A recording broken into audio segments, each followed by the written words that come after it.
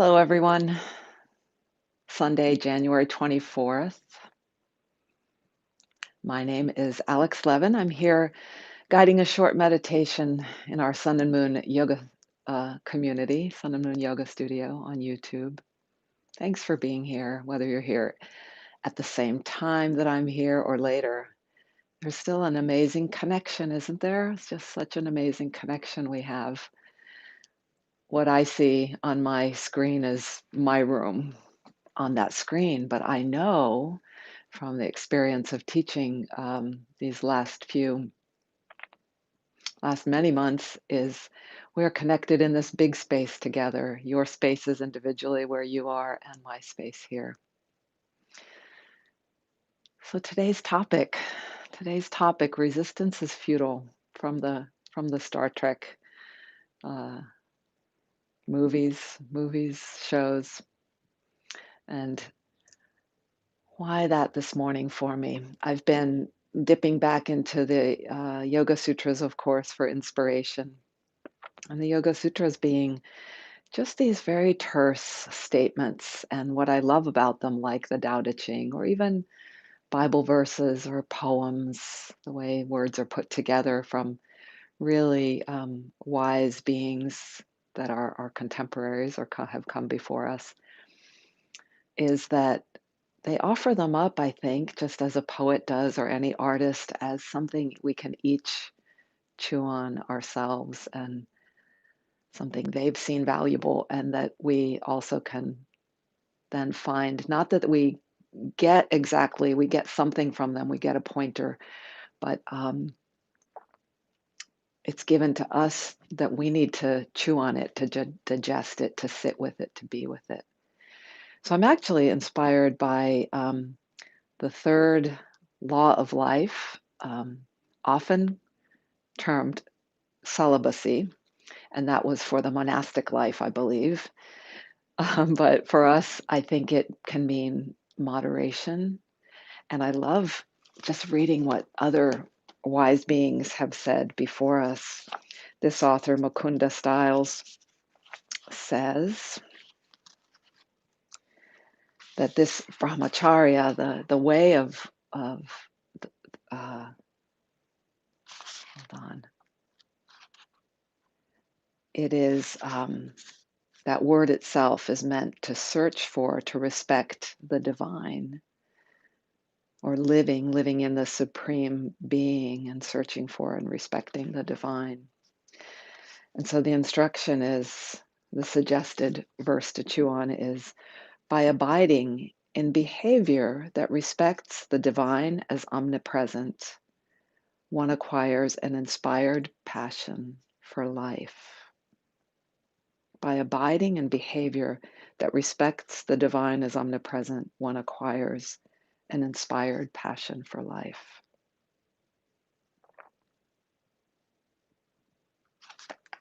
There's a little bit of a koan feel to that, a little bit of a riddle that somehow draws me, just like I believe part of why our communication is so valuable with each other is that the seed of the knowledge is within each of us, and that digesting that gestating period within us, mixing metaphors there, is allows it to flourish. So this time that we take together, sitting quietly, is part of that gestating period, part of that wintering in the soil. And how is this related to? I throw two different concepts together. This walking in the way of understanding that everything is the divine around us, that we are part of that. How is the resistance futile? So I think what we find, or what I find along this path, is that um, we're not so aware of our resistances, and yet life and experience gives us an opportunity to, through what we experience, through when we feel like we're banging our head against the wall, through when we're feeling really low emotionally, through when we're feeling alone, through when we're suffering, that these are ways that resistance is in sort of a disguise that's knocking on our door, knocking on the door to our hearts and our minds to ask us to listen and to welcome that guest, welcome those guests, those visitors who are from our own history, something that's tightened up, something that's been stored in our cells, in our liver, in our muscular tension, and asking us to listen. And so this precious time of sitting together is a time that we can really make a space for that listening, get better at that listening, and hear the messages, and we'll see where it takes us. So let's sit for our 12 minutes together.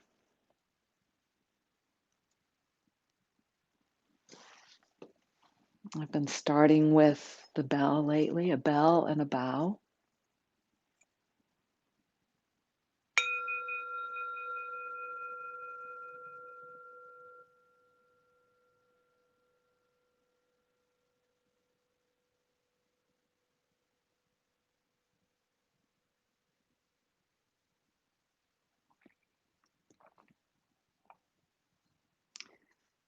So ensure that your seat feels, knows the support that is here for you, for us, the solidness of ground, ground being the first word of a 3-word mantra that's very helpful for me to fully arrive in this portal of stillness, into presence, ground.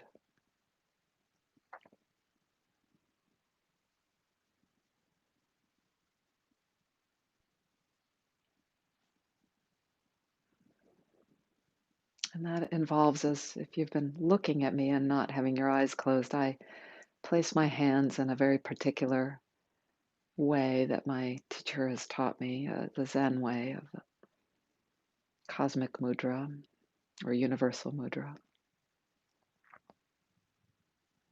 But whatever positioning works for you, and perhaps that you've been practicing, or if you'd like to try this out, this is a right hand below, rest left knuckles, back knuckles rest in the right inner knuckles,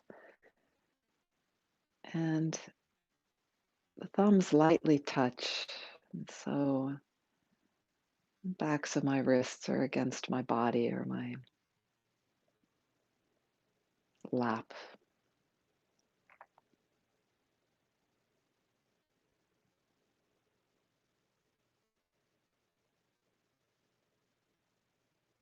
And it becomes helpful for noticing, especially that touch of the tips of the thumbs together.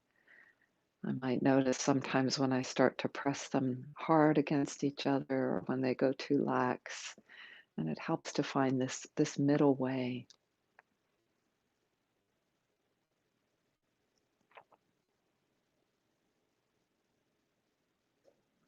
And then we receive the second word of the mantra that puts me into the portal toward presence is sound.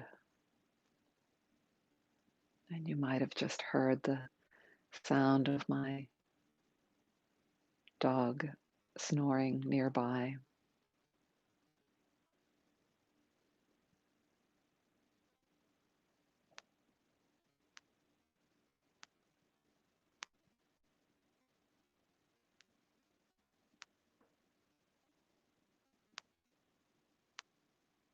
And while the parts of this practice are really very simple, just 2 parts, sitting still and consciousness of the breath,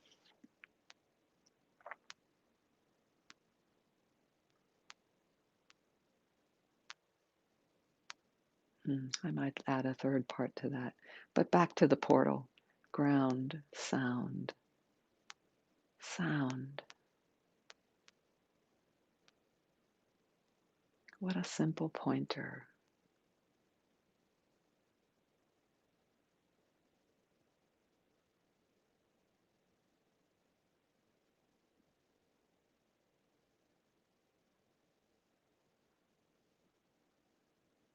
Notice if you feel the richness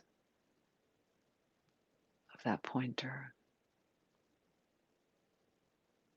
where it takes you.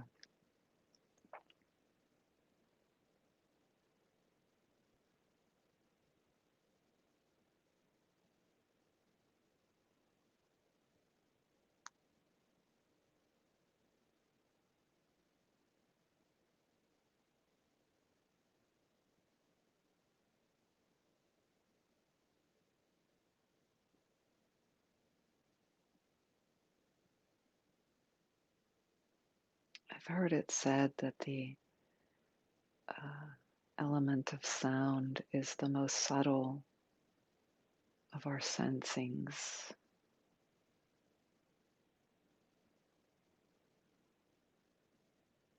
or the listening ability, the listening capacity.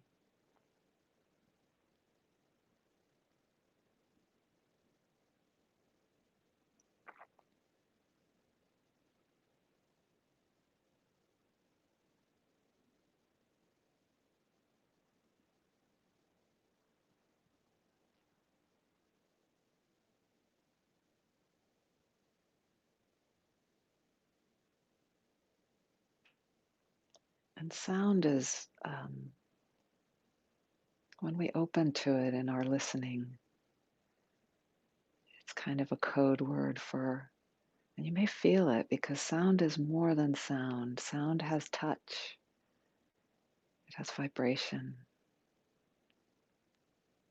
You might even get a feel of how it contains all the senses.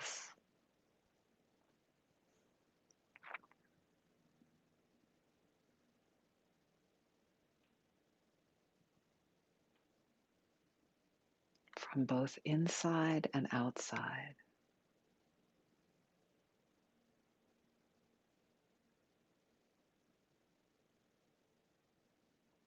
So it's like sound and space around.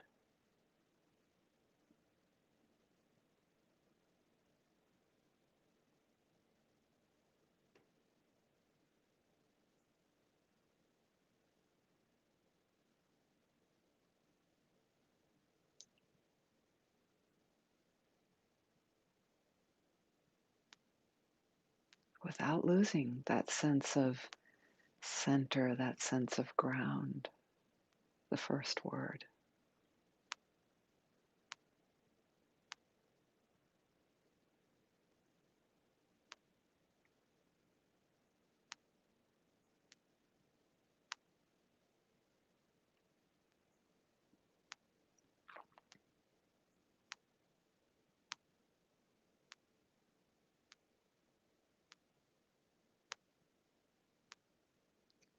And the third word is breath. Ground, sound, breath.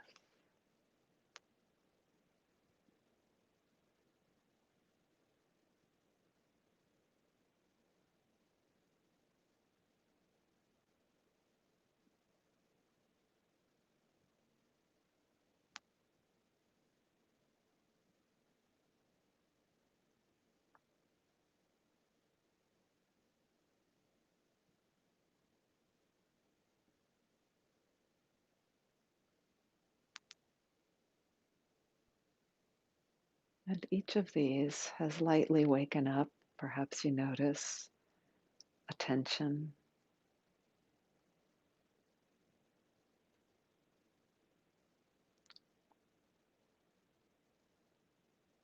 Lightly, maybe not lightly.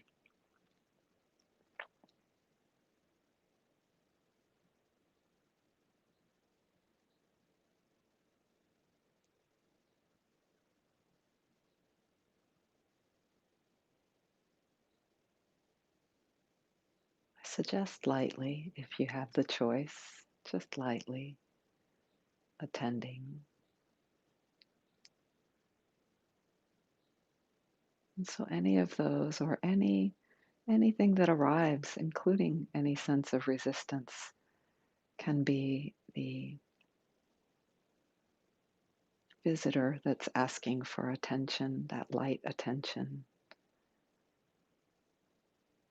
And by holding the attention lightly, we can zoom out to also include the feel of what's bigger, what's behind that attention is the one that is attending that awareness, that boundless, boundless awareness.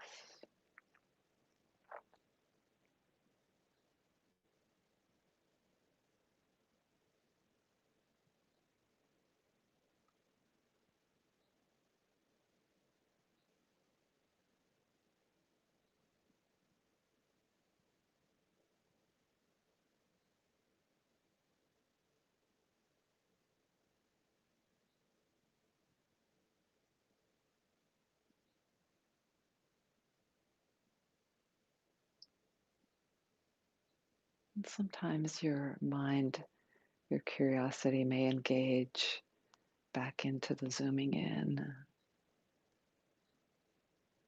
And whenever you remember, celebrate that and allow yourself to lightly let go of the one who is attending. There's time for that later. And come back to the purpose of opening into boundless awareness.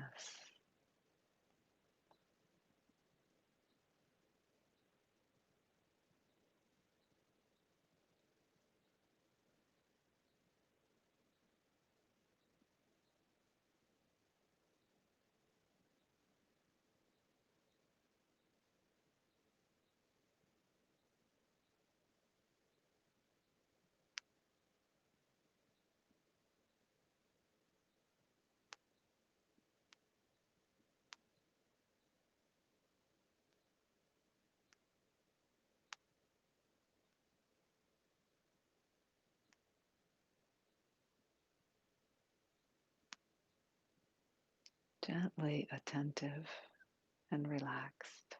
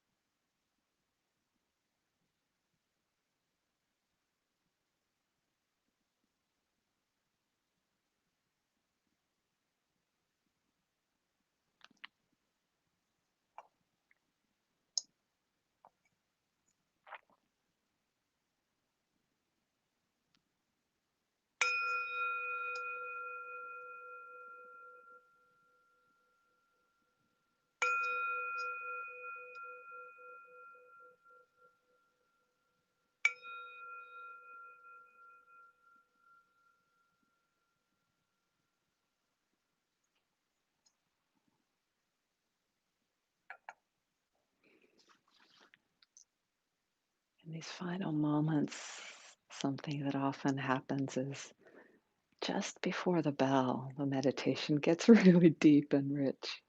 Maybe you've had that experience. And just before we bow and close our practice together, I offer that no matter how turbulent your mind was, how not good at this meditation you might deem yourself, as we make this intention and we carve out this time to sit still, that sitting in itself, that silence together, changes our physiology, that bit of restraint, that discipline, that which I love to think of as following what is important to us, following what we want. It's working on our nervous system. It's teaching us. It's showing there's no such thing as a bad meditation.